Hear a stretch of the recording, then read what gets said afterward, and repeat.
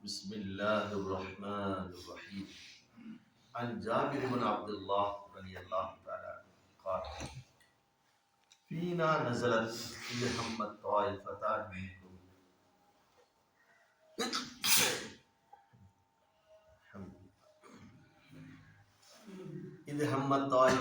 منكم أن تفشلا والله وليهما. قال بنو سلمة وبنو حارثة: وما نحب أنها لم تنزل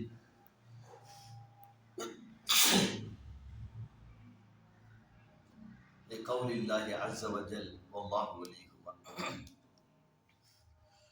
ஜாபிர் இப்னு அப்துல்லாஹ் ரலியல்லாஹு தஆலா அவர்கள் அறிவிக்கின்றார்கள், எங்கள் விஷயமாக இந்த வசனம் ஆல் இம்ரான், அதாவது 3வது அத்தியாயத்தில் இருக்கக்கூடிய 122வது வசனம் இறங்கியது.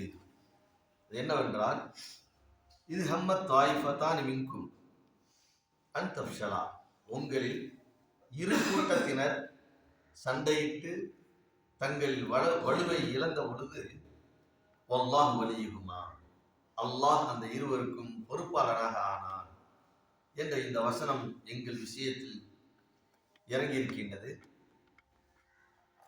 வமா நுஹிப்பு அன்னஹா லம் தன்சில், எங்களை பற்றி இதிலே சில குறைகளில் சொன்னாலும் கூட இந்த வசனம் எங்கள் சம்பந்தமாக இறங்கியதனால் அதை நாங்கள் எவ்வாறு விரும்பாமல் இருக்க முடியும்? லிகௌலில்லாஹி அஸ்ஸ வஜல், ஏனென்றால் அல்லாஹ் ஒரு வாசகத்தை சேர்த்தே சொல்கின்றான். வல்லாஹு வலியுஹுமா, அந்த இரண்டு கூட்டத்துக்கும் அல்லாஹ்வே பொறுப்பாளர் என்று சொல்கின்றான். என்று சொல்லும் பொழுது எப்படி நாங்கள் இந்த வசனத்தை விரும்பாமல் இருக்க முடியும் என்று ஜாபிர் இப்னு அப்துல்லாஹ் அவர்கள் அறிவிக்கின்றார்கள். முஸ்லிம்ல வரக்கூடிய 4917வது செய்தியாக பதிவு செய்யப்பட்டது. இதற்கு முந்தைய அந்த ஹதீஸ்களில் ஒவ்வொரு சஹாபாக்களை பற்றியும்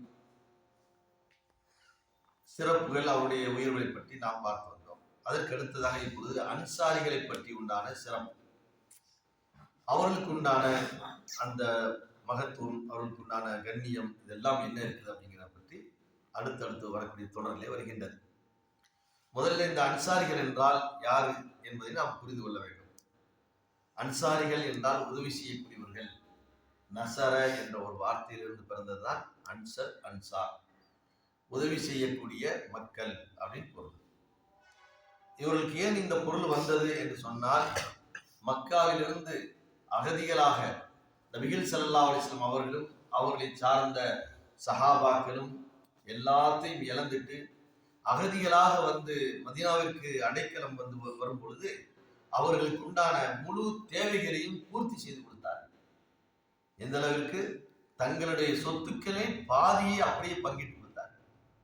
அப்துல் ரஹ்மான் இப்னு அவுஃப் அவங்கள வந்து அபூ தல்ஹாங்கிற சஹாபிட்ட ஒப்படைக்கிறாங்க. அவங்க பெரிய பணக்காரங்க, இவங்க வசதியான குடும்பத்தில் வளர்ந்தவர்கள்.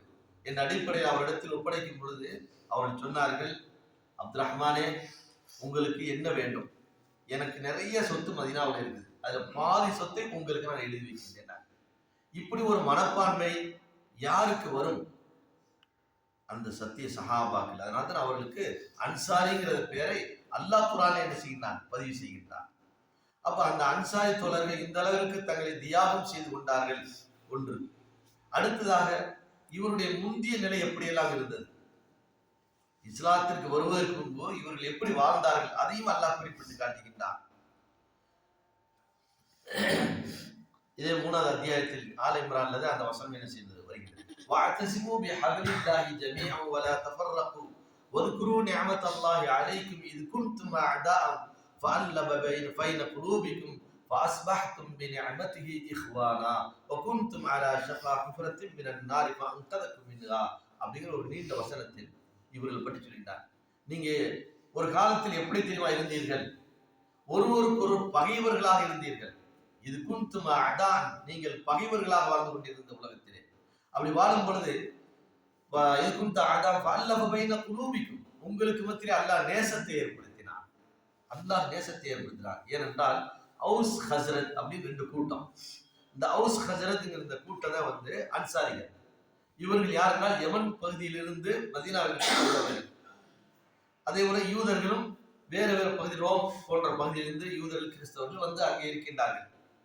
இந்த 2 பேரும் சண்டை போடுவதை பார்த்த உடனே யூதர்கள் ஐடியா பண்ணாங்க, ஆஹா நல்ல நல்ல நம்மள்கிட்ட மாட்டினாங்க அப்படின்னு சொல்லிட்டு இந்த 2 பேரும் என்ன செஞ்சாங்கடா, வட்டிக்கு காசை கொடுத்து அவர்களை பரம ஏழையாக்கி 2 பேருக்கு மத்தியில சண்டையை உண்டு பண்ணி விட்டாங்க. உண்டு பண்ணி இவங்க குளிர் காய ஆரம்பிச்சாங்க. இந்த அதாவது இவர்கள் யூதர்கள் ஒரு கூட்டம், கிறிஸ்தவர்கள் ஒரு கூட்டம்.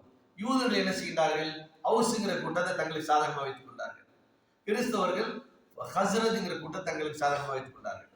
இப்ப 2 பேரும் சாதகம் வைத்துக் கொண்டு நாடகமா இருந்தது. எங்களை சண்டை போட்டி விட்டு 2 பேரும் சண்டை எப்பயுமே பகையாளியாகவே வச்சுக்கிறது. அப்பதான் இவங்க குளிர் காய முடியும். அப்படி இந்த மாதிரி சூழ்நிலையில் தான் நபி அவர்கள் மதீனாவுக்கு வருகின்றார்கள். நபியை மக்காவை சந்திக்கின்றார்கள். அதற்கு அடுத்து மதீனாவுக்கு ஹிஜ்ரத் செய்து வருகின்றார்கள். வந்ததற்கு பின்பு இவர்களுடைய அந்த பகைமை இருக்கு, அதுதான் அல்லாஹ் அந்த வசனத்தில் அல்லாஹ் குறிப்பிடுகின்றான். உங்கள் இருவருக்கும் மிகப்பெரிய பரமை எதிரிகளாக நீங்கள் வாழ்ந்தீர்கள். அதாவது அடிக்கடி சண்டை, ரத்த ஆறெல்லாம் ஓடும். இந்த மாதிரியாக நீங்கள் சண்டையிட்டுக் கொண்டிருக்கும் பொழுது உங்களுக்கு இப்ப நீங்க எப்படி ஆயிட்டீங்க, சகோதரர்களாக மாறிவிட்டீர்கள். அல்லாஹ்வுடைய அருளை கொண்டு சகோதரர்களாக மாறிவிட்டீர்கள். நரகத்துடைய விளிம்பிலே இருக்கும் நீங்கள் நின்று கொண்டிருந்தீர்கள். இது அவருடைய வரலாறு.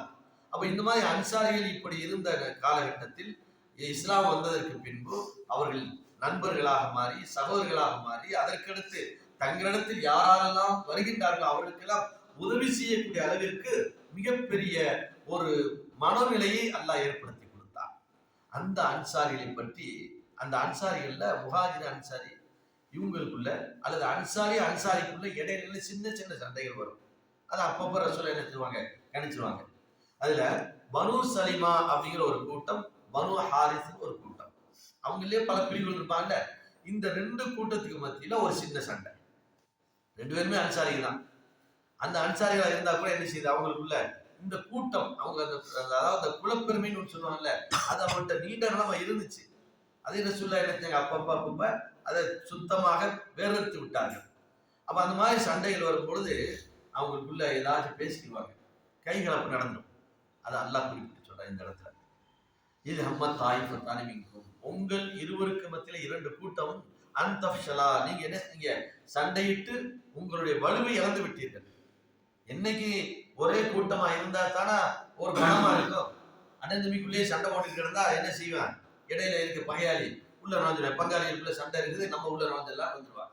அப்ப பங்காளிகளாக இருந்தாலும் சரி, சகோதரர்களாக இருந்தாலும் சரி, அதை போன்ற ஒரு சமுதாயமாக ஒரு ஜமாத்தாக இருந்தாலும் சரி, உங்களுக்குள் சண்டையிட்டுக் கொண்டால் என்ன ஆகும், அன்தம்ஷலா, வலு இழந்துருவோம். அங்கே ஜமாத் அடிச்சுக்கிறாங்க, 4 ஜமாத்தா இருக்குது, ஒரு ஜமாத்துக்குள்ளேயே ஒரே முத்தவல்லிக்கு 4 முத்தவல்லி போட்டி போடுறாங்க, இப்படி எல்லாம் வரும்ல. அப்ப அந்த வலு இழந்து விடுவீர்கள். ஆகையினால் நீங்கள் என்ன செய்ய, ஒற்றுமையாக இருந்து கொள்ளுங்கள் அப்படின்னு அவங்களுக்குள் நடந்த சண்டையத்தான் அல்லாஹ் இங்க குறிப்பிடுறாங்க. இது என்ன செய்ய, நம்மள அல்லாஹ் வந்து நம்மளை பத்தி இப்படி எல்லாம் சொல்லிட்டானே அப்படின்னு நம்ம வருத்தப்படணும்ல. ஆனால் அதைத்தான் இந்த ஹதீஸ்ல சொல்றாங்க. நாங்க ஏன் வருத்தப்படணும், அல்லாஹ் அடுத்து என்ன சொல்லுகிறார் என்று சொன்னால், ஜாபிர் இப்னு அப்துல்லாஹ் அவங்க சொல்றாங்க, மா நுஹிப்பு அன்னஹா லம் தன்சில் லிகௌலில்லாஹி அஸ்ஸ வஜல் வல்லாஹு வலியுஹுமா அப்படின்னு சொல்றாங்க. உங்கள் இருவருக்கும் அல்லாஹ் பொறுப்பாளனாக இருக்கின்றான், இந்த ஒரு வாசகமே எங்களுக்கு போதும். ஏன்னா இது கியாமத் வரைக்கும் இருக்கும். நாங்க இப்ப சண்டை போட்டுக்குவோம், நாளைக்கு என்ன செய்வோம், ஒன்று சேர்த்துக்குவோம். ஏன்னா அல்லாஹ்வுடைய தூதர் அவங்களுக்காண்டி துவா செய்றாங்க, பிரத்யேகமா துவா செய்றாங்க அன்சாரிகளுக்கு. அடுத்தடுத்த ஹதீஸ்ல வருது. ஆகையினால் அவர்களை பற்றி குர்ஆன்ல பல இடங்களிலே சிலாகித்து கூறப்பட்டிருக்கின்றன. அதில் இது ஒரு வசனம் அவளை பற்றி குறையாக இருந்தாலும் கூட அதில் ஒரு வசனத்தை, ஒரு வார்த்தை அல்லாஹ் சேர்த்ததினால் அதன் மூலியமாகவும் அவருடைய அந்த அந்த கண்ணியம், அந்த ஒரு மரியாதை என்ன செய்கிறது, அதிகமாக ஆகின்றது அப்படிங்கிற செய்தியை இதிலிருந்து நாம் என்ன செய்கின்றோம், தெரிந்து கொள்கின்றோம். ஆக அல்லாஹும் அல்லாஹ்வுடைய தூதரும் அந்த இருவர்களுக்கு பக்கபலமாக இருந்திருக்கின்றார்கள் அப்படிங்கிற செய்தியைத்தான் முதலாவதாக இதை நாம் அறிந்து கொள்கின்றோம். இன்ஷா அல்லாஹ் அடுத்தடுத்த அன்சாருடைய சிறப்பு என்ன என்பதை நாம் பார்ப்போம்.